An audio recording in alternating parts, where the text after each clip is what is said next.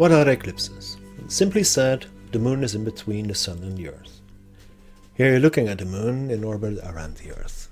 And the red line is the direction of the sun as seen from the earth. There's one thing that is immediately apparent. The moon is moving to and fro the earth. This is what causes the difference between a total lunar eclipse, like next July, or a so-called annular eclipse, when the moon is further away from the earth and the apparent size of the moon is smaller than that of the sun, and a small ring of the sun can be seen. Why though is not every new moon an eclipse? So we'll switch on the so-called ecliptic plane. The orbit of the moon is not in the same plane as the orbit of the earth has around the sun, the ecliptic. It has an inclination of about 5.14 degrees, and as you can see here, the moon is popping under and above the ecliptic. And only when the red line goes through the moon, when the moon is on or near the ecliptic plane, a solar eclipse occurs. So sometimes the moon is blocking the sun, but most of the time it is not. This is when just a new moon happens. This, of course, is also the reason why not every full moon results in a lunar eclipse. We're going to go through the 4 different types of eclipses: total, annular, hybrid, and partial. But I'll start off by explaining what you're about to see. I've drawn lines from the outer edge of the sun to the outer edge of the moon, and the blue lines go from one side of the sun to the same side of the moon, and they will form the inner core, the umbra. Now the colored lines are drawn from one angle on the sun to a different angle on the moon. So the blue line goes from here, from left side of the moon to the left side of the sun, and the red lines are gradually more on the other side, so this is 180 degrees on the other side of the sun. Now these are not sun rays, these are indication of how much of the sun can be seen. The red line, there's very little of the sun to see. Yellow and white, everything of the sun is to see. I'll show you. So this is blue and this is white, where we can see all of the sun.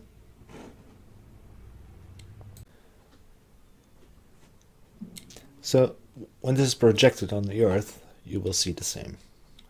The blue is the inner core, this is where the umbra is. Inside the umbra there's a total eclipse. Going more outside, you will reach the penumbra. So more and more of the sun will be seen until eventually on the outer edges. Let's increase the amount right here. At that moment you cannot see the solar eclipse. So there are concentric circles going over. Okay, let's look at a few more solar eclipses. There's a list of all eclipses in this century, and we'll just pick a few of the total eclipses. So this is in 2060. Yes, the predictions go all the way up to there, and they will be correct. 2003, in November, there was a total eclipse in Antarctica. Or 2008, where it is in the North Pole, on the North Pole. Or, of course, 2019, which will be next Tuesday. So let's go to the second type of eclipses, the annular eclipse. This is the annular eclipse of 2001, late December. And you'll notice that there is no blue core, so there's no umbra. And that is what an annular eclipse is about. The moon does not block the whole of the sun. There's just an outer edge of the sun visible. And that is because, let's put the side view on, you see this red line. This red line over here on the right hand side, this is the point where the size of the moon appears just as big as the size of the sun, the angular size of 0.53 degrees. The further the moon goes away, is away from the sun, right there, this is the mid-even point, break-even point. The further it goes away, the smaller it becomes in apparent size. So it will cover less of the sun. And the closer it gets within this line, the bigger it appears. So the second annular eclipse of 2002, you see that the red line is indeed very close to the Earth, right there. This means that even though it's an annular, the moon is not much smaller than the sun. Let's go to some other annular eclipses. Right here, where it's way farther away, right there. So the moon will appear very small compared to the sun.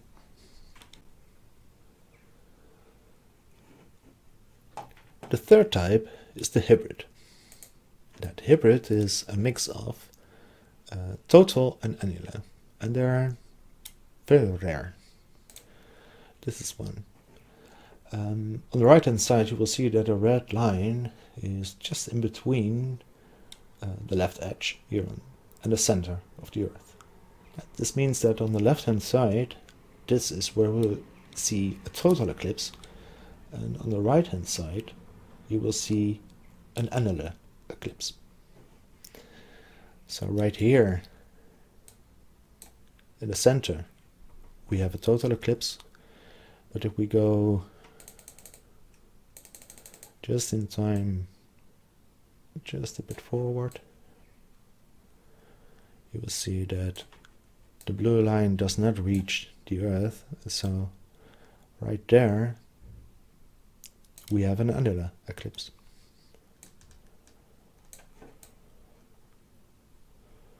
There it's just brushing the Earth.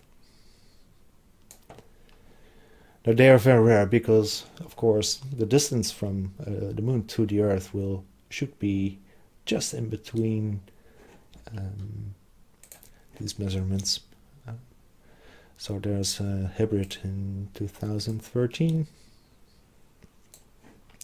where it's very near the center, so it will be very hard. It's actually just, it appears to be just over the center. So. And now for the final type we'll go to the partial eclipse. We'll go to the first one. Show the ecliptic lines. Go to the Earth. Right there. And you will see that the core is not touching the Earth, even when the highest visibility of the eclipse is occurring. Let's see this in animation.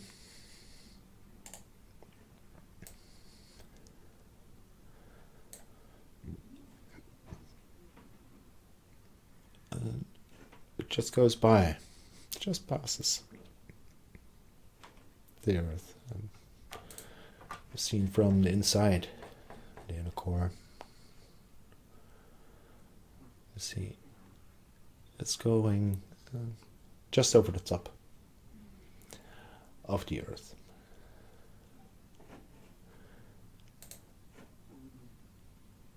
Let's do another partial.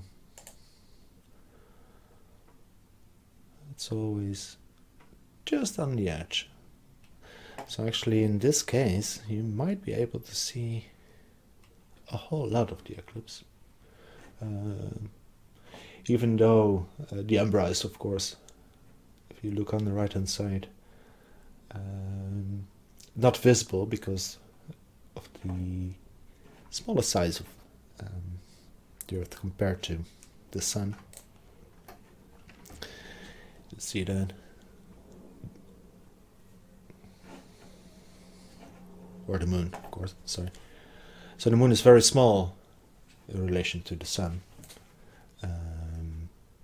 But even then, it's not a total because it just doesn't cover the top. You see it right there. So this is partial, even though it's almost totally annular.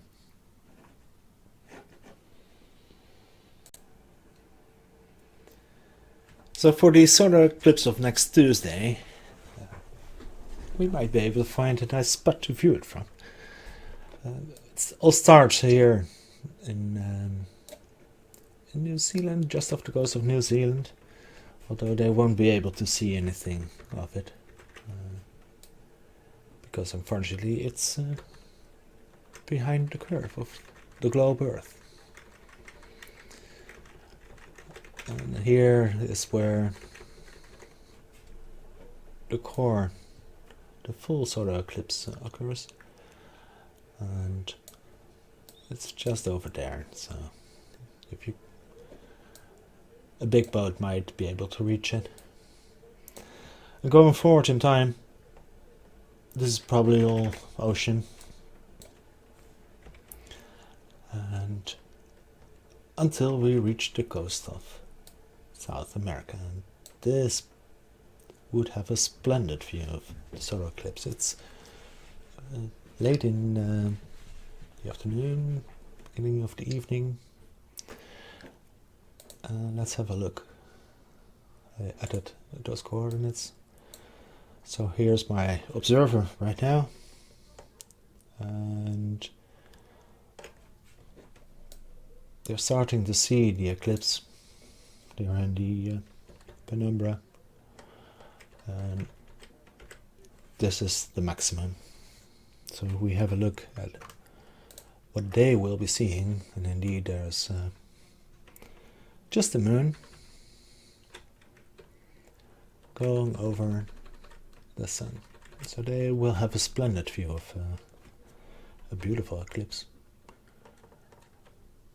And I hope somebody will take pictures from that spot, and so I can compare and see if the model is okay, if I did anything wrong in calculating everything, which I probably did not, but who knows.